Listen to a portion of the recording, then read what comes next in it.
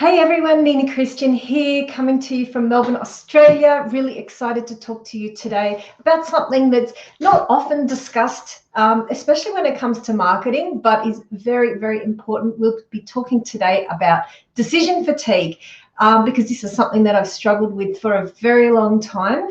And I think it's something in the marketing space that so many people deal with, but they don't even know it. So I'm going to dive into that a little bit, give you some tips, some of the lessons that I've learned. So I'm really excited. For those that don't know me, I have run a marketing agency for 20 years, but now actually specialize in educating people around how to build and position themselves as a world-class brand, create amazing thought leadership content, and really create sustainable systems to be able to do that consistently and in a sustainable way, which is really, that was birthed out of my own experiences with decision fatigue. So I know that a lot of us, even before the pandemic, but especially afterwards, are feeling really overwhelmed, very fatigued, very in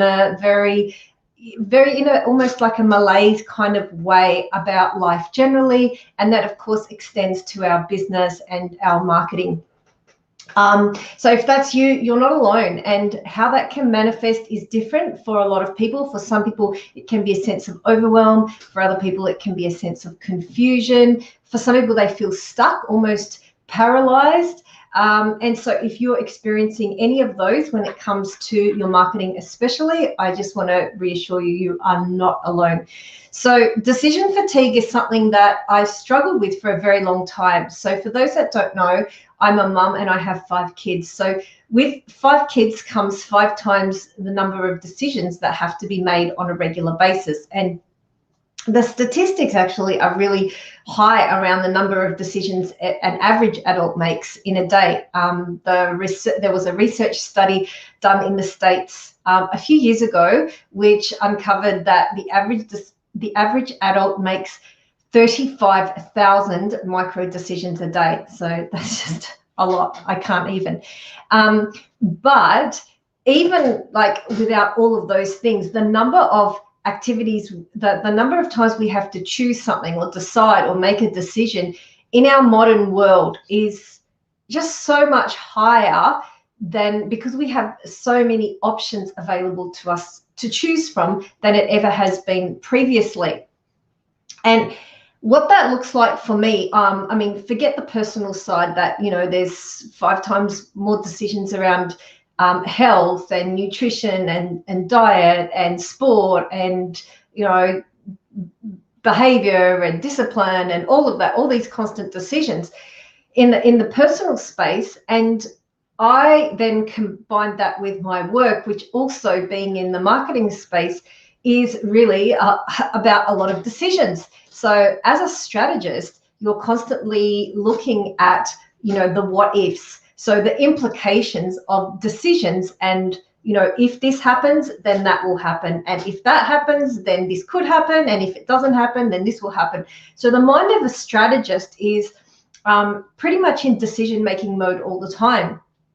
And what happens to me is my brain can actually shut down when there's too much decisions to be made. And what that looks like at home, there are certain things even around the house that I rarely can do. Like during the week when I'm working, there are certain household jobs that I just find it too difficult to do. I know this is going to sound weird, but I find it really easy to put clothes in the washing machine, to put them on and to hang them out. I can't deal with putting washing away. And that is because I have to look at pieces of clothing and look at, you know, 5 or 6 potentially different places where they could be going. And they are all micro decisions that take their toll. And so as a result, I've discovered through trial and error that my brain just freezes up at the thought of sorting washing. So I don't do that. It's almost the same with dishes, I found. Again, this sounds really weird, but it's just an example of how it is in practice. I find it easy to load the dishwasher because I'm just taking all the dishes from the sink, and yes, there's often a pile of them, just rinsing them and putting them all in the same place. But unloading the dishes requires way more cognitive load, because for each one of those things, I have to think about where that's going to go. Is it going to go in the cutlery drawer, and which one? Which place? Or is it something for serving? Is it something for cooking? Is it bowl? Does it go in the saucepan lid drawer, or whatever it is? There's so many little micro steps or decisions I need to make to follow through on that. And so I found a system that works for me is generally, well, I'll load the dishwasher. I have no, I find that kind of quite ironically relaxing, but I seize up at the thought of unloading. So I have a system where my kids do that, which is fine. But the thing when it comes to marketing is that these days there are so many options, and with that comes that same kind of analysis or paralysis for many people. So somehow my brain knows that this is what I do for a job, this is what I do for work, so it protects a certain amount of bandwidth that enables me to focus on what I need to focus and make good decisions and all of that. But when it comes to content, there's so many things that people feel like they should do, and so many options that often the brain seizes up. So a few years ago, I decided I really needed to address that. So if you've heard my story, you'll know all about how I cancelled a launch, and my team and I spent 3 months really knuckling down to nail the content production beast, and how I could do that in a much more sustainable, streamlined and systematized way, because this was to address the decision fatigue that I was experiencing. And I did that, and it really, really helped. And so now I don't have to stare at a blank piece of paper. I have systems, I have processes that literally now allow me and pave the way for me to just literally show up, do what I do, and then all of the things that happen from there. I don't have to think through processes, and I don't have to reinvent things. And this is what I teach anyone who's working with me, is the importance of having a system. And what your system is less important than that you have a system, because what it does is it removes the need for you to have to make decisions, micro decisions all the time about what type of content you're going to produce, what platform are you going to do it, what are you going to talk about, how are you going to put that on multiple platforms, what are you going to do with it after you do it, how often are you going to do it. I mean, these all seem like pretty straightforward things, but they're pretty big decisions. And if you are trying to make those over and over and over, your brain can get pretty tired.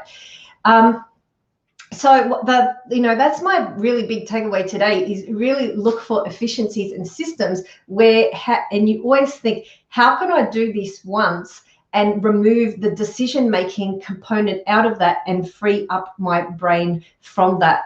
So I hope that helped you. And if you'd like to know more about making decisions, or what kind of good decisions are going to help set you up for success, I do have a live event coming up next week on Thursday, the 25th of November. That is at 10 a.m. for the Australians, 10 a.m. Australian daylight time. That will be Wednesday evening for anyone who's watching from the States, where I will be talking specifically around content that builds your authority and the 5 things that you need to do to market yourself effectively. And essentially, these are 5 big decisions, and what sits behind those, and how you can make those in a way that's going to support yourself the best, support your efforts, and also empower your team to do a lot of the the heavy lifting and maximize their resources and availability and support. So I know a lot of people struggle with very scarce marketing resources, and so one of the ways to get the most out of scarce marketing resources is have really good systems and processes to tap them into, to guide them. So we're going to be looking at that, and we're going to be looking at the problems that people make when it comes to content marketing and positioning themselves in the marketplace, and what to do about those mistakes. So if you'd like to join me, it'll be live next week. You can go to ninochristian.com/register, and there'll be a page there where you can book your spot. So I hope you enjoyed this today. If you have any questions, feel free to comment below or find me on social media. Always happy to chat and answer them. And I hope you got something out of today. And I look forward to seeing you at the event next week. Bye.